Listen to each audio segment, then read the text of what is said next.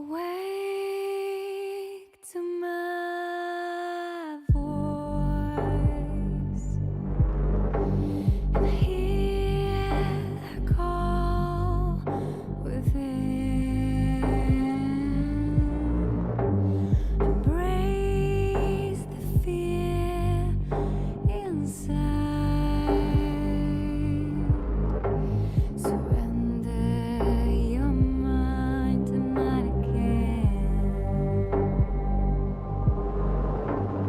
Close your eyes, have faith in me, and leave the lie behind. You're never alone.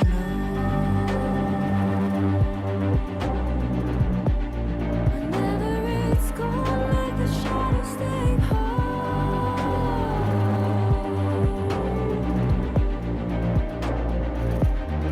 You're never alone. Let the poison in. Feel the warmth arise. Close your eyes, have faith in me, and leave the lie behind. You're never alone.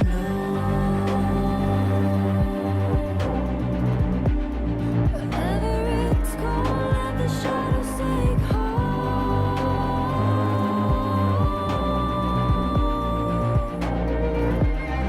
You're never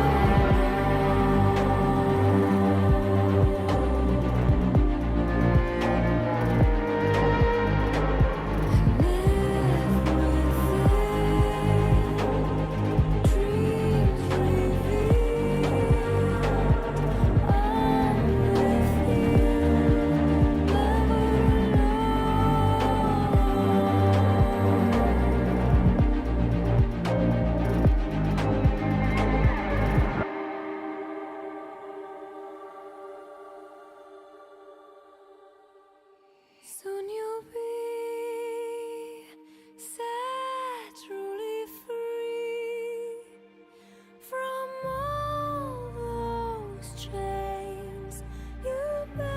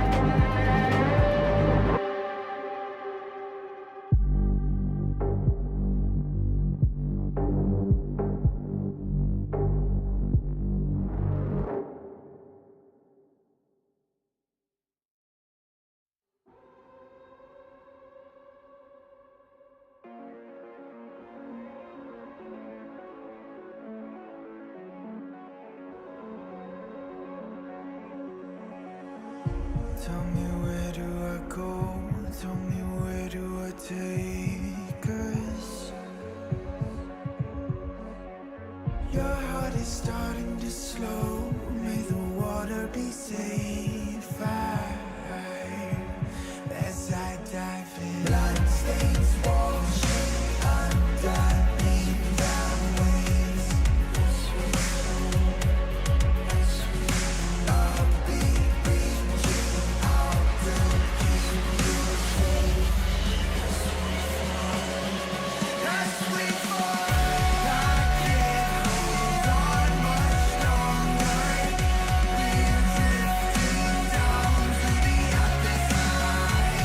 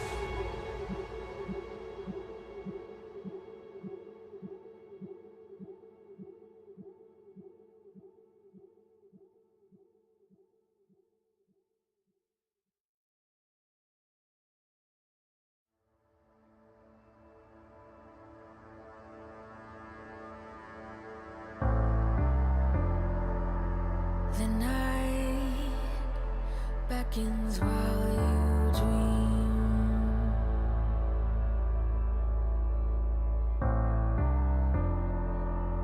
A life never lives in peace.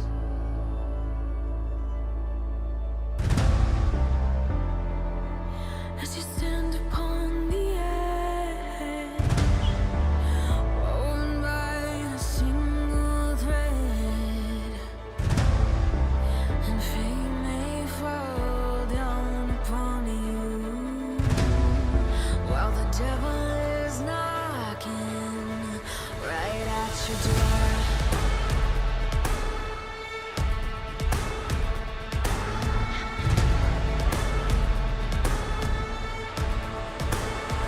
So are you restless? Each night you hear the drums roar.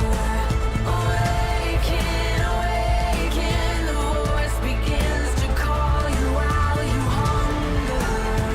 A taste of destiny you're searching for. Awaken, awaken, the fight is at your door. Take up the cause.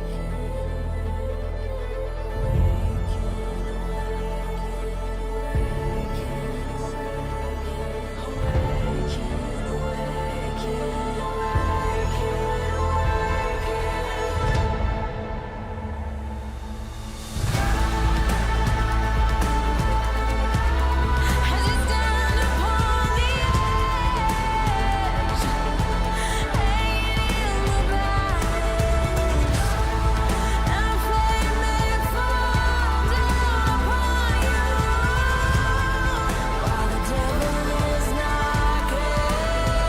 So are you restless? Each night you hear the drums roar. Awaken, awaken, the voice begins to call you while you hunger. Taste of destiny you're searching for. Awaken, awaken, awaken.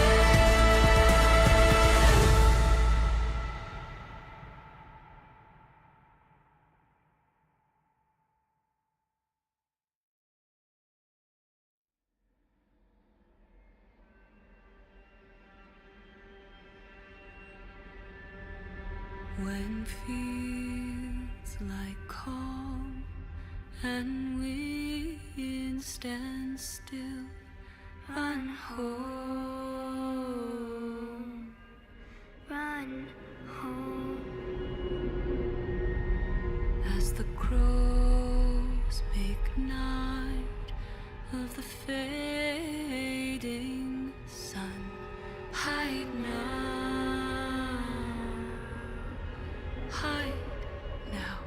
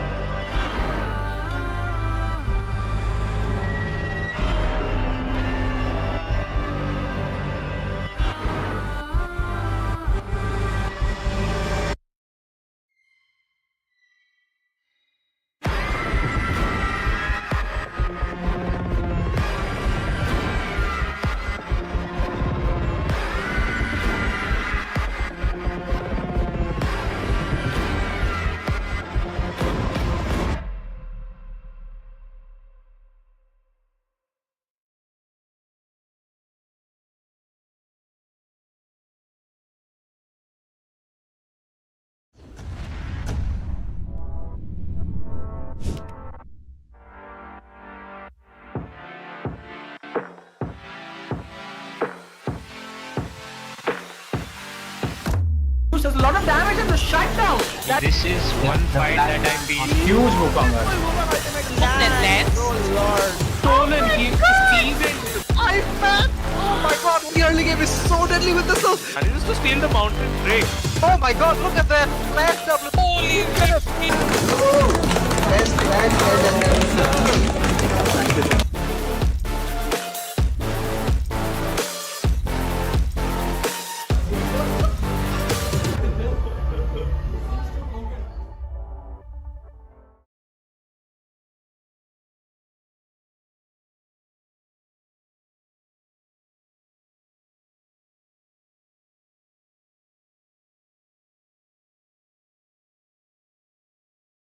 Based in Los Angeles, California.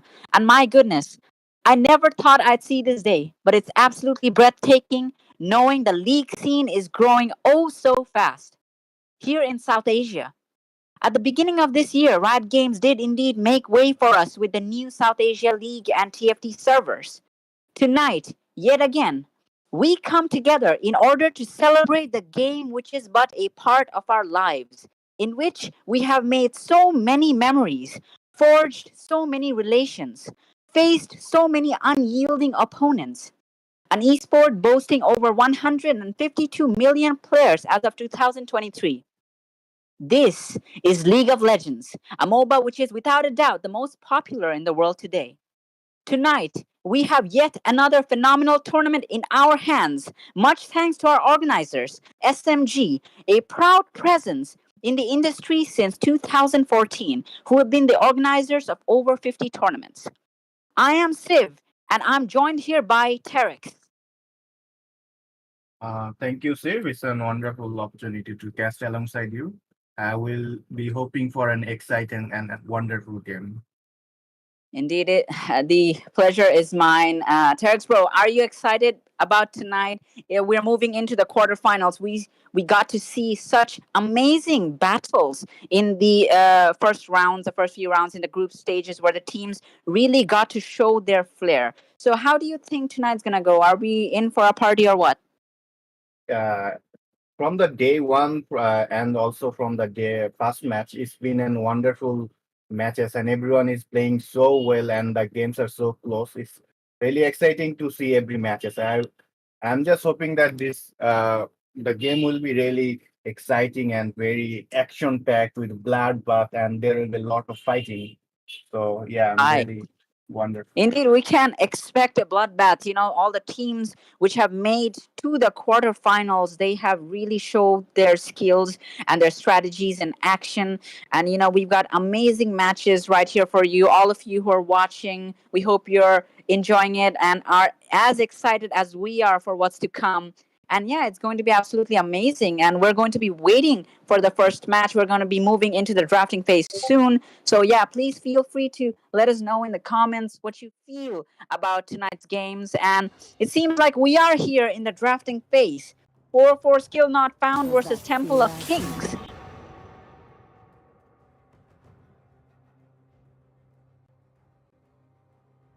So as we can see, the timers are going down. We can see that 4-4 skill not found will take out the Katarina from the equation. They do not want a Katarina bot to have any scope of getting the champion he loves so much. So what do you think about this Katarina ban, Terex? I think Katarina ban is a really well respected ban as we all know that how good he is with the Katarina and how much pressure he can draw from the mid game to the early game. So I think it's a good choice to ban the comfort champion for Katarina ban.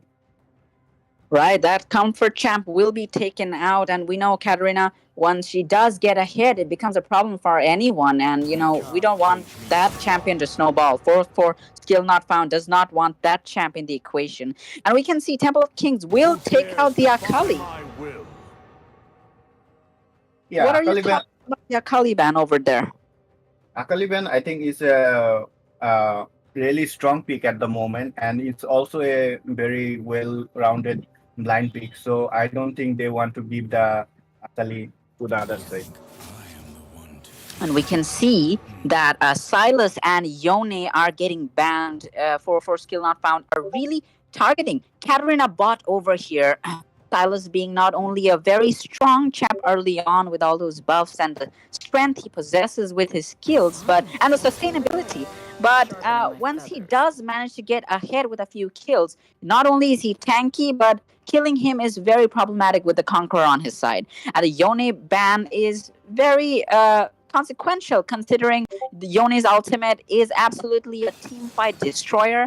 And with Temple of Kings finishing the first banning phase, it seemed like Zaya and Jarvan will be banned. What are your thoughts or analysis about the structure of the game so far? So from the both side, both of the side bands and peaks, we can see that they are well prepared. So for 404 is still not found. They are trying to hold the mid lane. They are trying to restrict Katrina bot on picking a certain champion. And Temple of Kings are just generally blending the really well picked and meta champions like Jarvan, Zaya, and Akali. They are really strong at the moment. So they are just going with the flow and like banning the meta champions to play the game. That's very good analysis over there, and we can see Temple of Kings will opt for that Rengar in the jungle, and we see Yorick, the Grave Digger. We know Yorick can be a lot problematic for the opposing team, especially the top laner. He's a pushing force, so they will have to deal with him. 4-4 skill not found, on the other hand, make sure that they get the Darius into the equation. Darius being a lane bully, we've seen the Noxian champion is hell of a problematic situation for any opponent. And we see him getting banned every day now in solo duo. And Kaisa does get picked, a very popular champion with all of those buffs and strength and with so many builds applicable for her in these situations. She can go AP, lethality, or a hybrid build. And so, yeah, Kaisa is a strong pick. So both team got really well picked ADC. So Kaisa is like there are several builds for Kaisa, and he can go at the early game build, the late game build, the mid game build. And for the opposite side, Temple of Kings is choosing to opt to go for the late game carry with the Vayne. Vayne used to be like really strong in the late game, but not so good in the early game. But with the buff to Static Shiv and Triforce, she actually comes online very early in the game. So both teams are trying to like go for the mid game fights. And for the top lane, I can see Crow just picked his comfort champion. He's really good with the Yorick, and also against the Darius is kind of good type of matchup. So let's see how it goes. Right, it will be an interesting fight at topside over there, and we can see that Nautilus gets banned. Temple of Kings do not want Nautilus to be a thorn on their side over here because we know a lot of CC coming over from that Juggernaut, and the Tristana does get banned, and this champion Tristana is problematic in the sense that it can be flexed as an ADC or a mid lane champ. However, Temple of Kings did go for that Vayne. Vayne does scale into a monster later on with so many items by her side, and she has a lot of sustainability considering that that role manages to ensure that she gets away from a lot of predicaments, let's say. You used to be cool. So the bans are really standard. I think the Tristana ban is because they don't want to take the early pressure from the Tristana, as he can push on the wave and roam with the jungle. That will be really problematic for them. So they are just banning out the early champions. That can be problem for them. Indeed. And we can see that Temple of Kings do opt for that Oriana. And, with these mages, these control mages, it's going to be a lot of trouble if 4-4 skill not found find a way to shut the Oriana down. However, it seems like they will not be going for Oriana yet. The Yumi might be getting picked over here. They may be going for that support. And it seems like Yumi is the decision. What do you think about that? Not very popular champion at the moment, Yumi, but I think it's not actually bad if you pair it up with the Vayne, because she will be getting a lot of heal and shields, and also Yumi can like give you the movement speed to kite around the fight really well. So I think it's actually a good pick if you go with the Vayne, but it's gonna be tough in the laning phase. As we can see, there's a Leona and Kai'Sa, so it will be really hard for the Yumi and Vayne to survive in the lane, and there will be a lot of pressure from the blue team. Indeed, there will be a lot of pressure. They would not want the Temple of Kings bot lane to snowball or get stronger early on, because once the Vayne gets to a situation or a position when she has some items, a lot of damage, she's going to be cutting down the tank. The Darius will not be able to stand. It's going to be a problem for 404 skill not found. Nevertheless, they did opt for the Leona and Kaisa bot lane, and overly excessively aggressive combination at bot side. We will see whether they do plan on taking out the Temple of Kings bot side early on. I believe that would be wise.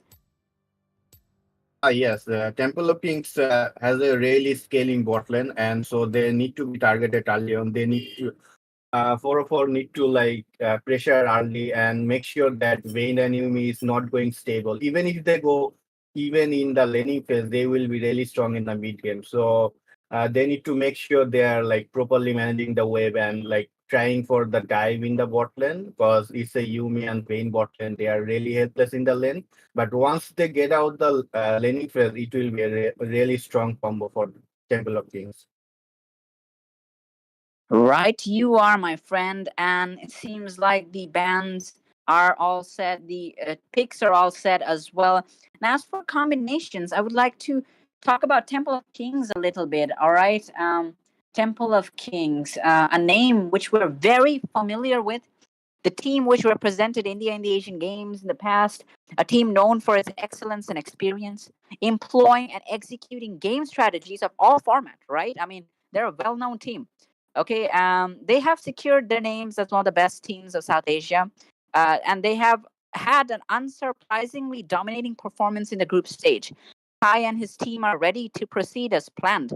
And as for the drafting you see over here, it does seem a little squishy. You know, it does rely upon the early game being a little safe. However, Rengar will need to scale up with snowballing prowess.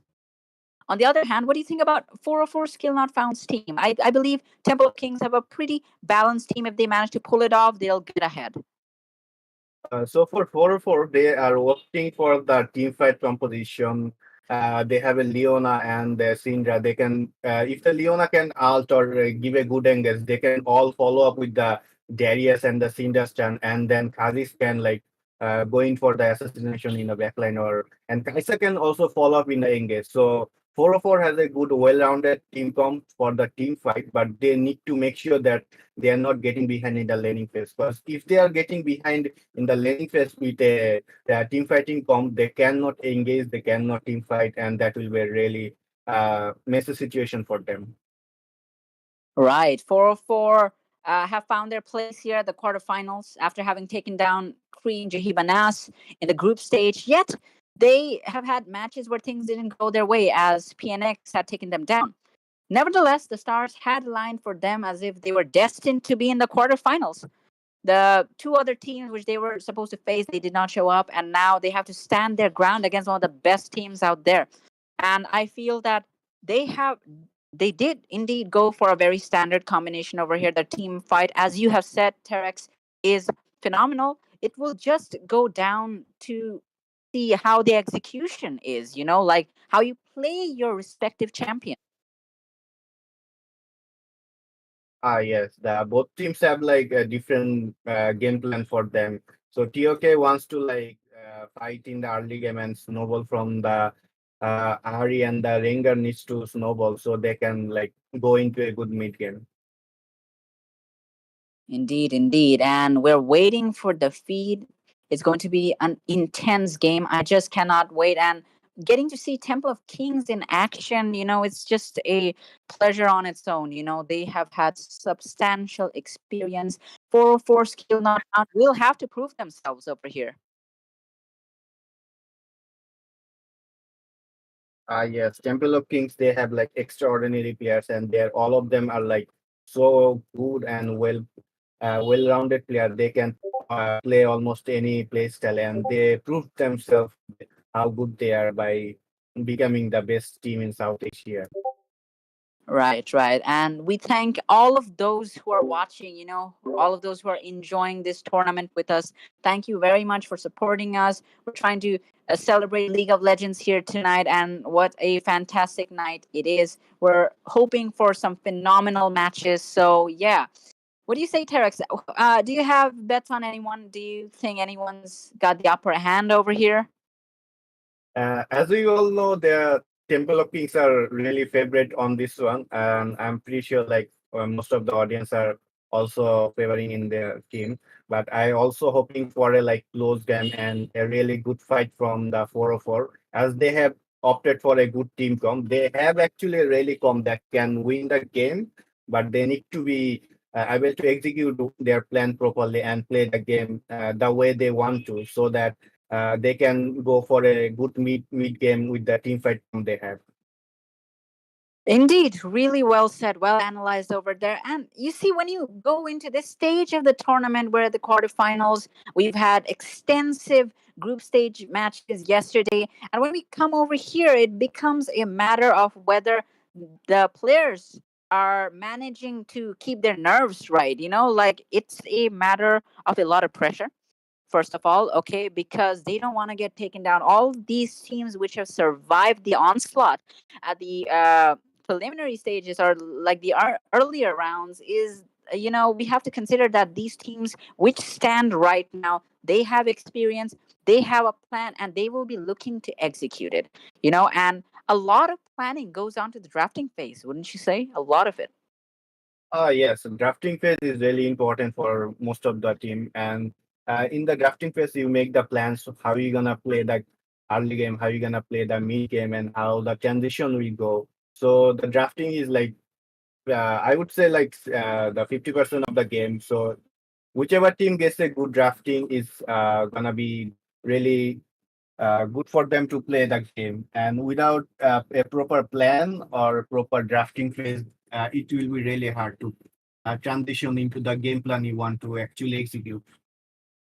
Immaculately said, Terex. And we have to thank Riot Games for bringing League of Legends over here. And we know that earlier this year, around January 6th, I believe they did publish they did release the servers for a TFT and League at South Asia over here. And it has been a blast, and solo duo has been popping off. All these teams getting hyped and excited that Riot Games are really recognizing us over here. And how do you express this feeling, Terex, that, we're really uh, kicking it up a notch, SMG organizing this tournament, bringing all of these teams together, amazing teams, absolutely amazing teams, I have to say. What do you think that the future of League of Legends holds for us?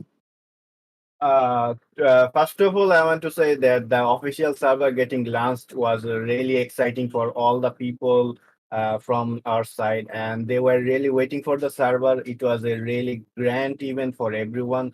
It was like we are waiting for this for so many years, and then Riot officially came to us. All the players are like really excited for that, and after that, Riot is slowly like trying to improve the scene in here, and also SMG doing their work for us, and they are doing a really great job at bringing the tournaments, bringing the community together, and it's really wonderful to see so many tournaments happening in short period of time, and all the players are coming together to play. True, that is well said over there. All of these players joining together under the banner of sportsmanship. And, these tournaments really hype it up for us. We expect to see these clashes. And many of these teams we have known, Bangladesh, India, and, all the other South Asian teams. So, yeah, it's an incredibly, what can I say? It's an incredible honor to be here casting alongside you for these matches. Do you have any tournament favorites so far? Do you have any bets on anyone in any team? So I don't want to be like giving the favorite to anyone, but probably Temple of Kings are going to be really strong, and they are going to be really hard to beat for any team. So it will be really exciting to see who's going to try to take the crown from them. And they have been defending their title for so long, and nobody have been able to actually dethrone them. Yeah, so it's really exciting to see if any team can give them a strong run for the prize. Right, indeed. We will have to see whether Temple of Kings do manage to keep that reputation they have as the exact immaculate champions. Like they are one of the strongest teams of the tournament. They have a portfolio to uh, absolutely praise. We have to talk about some other important and strong teams over here. The Radiants are over here, one of the best teams Bangladesh has to offer. Even though they have had what's it called substantial experience, they are really going into the big stages right now, being into the same tournament as Temple of Kings over here. Temple of Kings having, as I said, achievements upon achievements. We're just gonna have to see whether there's anyone to challenge them, right? And if you ask me, I would say, there are a few teams over here which have really outshined the others. Oh yeah, the Radiants are like really strong at the moment, and they have a really good strong to the Temple of Kings. They will be able to make it very close, but fingers crossed, because there are teams, and there are also other good teams like Flash on D, and so the most it actually depends on how you are able to draft your game. So even the strongest team without with a bad drafting will really struggle in the game. So depending on how they are able to do the drafting and what kind of plan they have, I'm pretty sure and they will be able to reach the point they are trying to.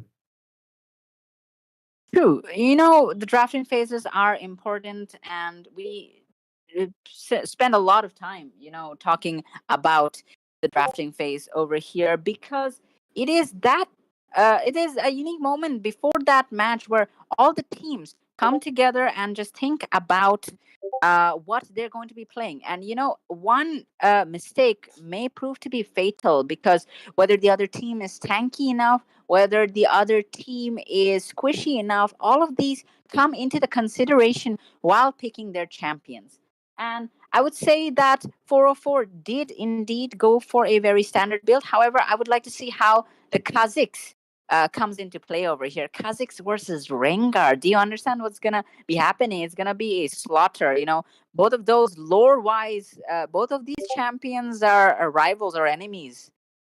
Yes, they actually have an in-game interaction. So at the late game, there will be a quest for the Kazakhs and the Rengar. So whoever gets to kill each other, they will get an extra evolve. So if the Rengar gets, I think he gets a like increased range on his jump, and Kazakhs gets a free evolve. So it will be really exciting to see who's gonna be able to take the extra advantage from that fight.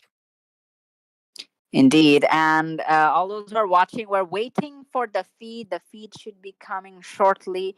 We're going to be moving into the first match of the quarterfinals. And it's going to be absolutely amazing. We're going to have to see Temple of Kings, whether they are able to apply the same pressure they have been applying upon all the teams in the group stage, or whether 404 have some other things in mind.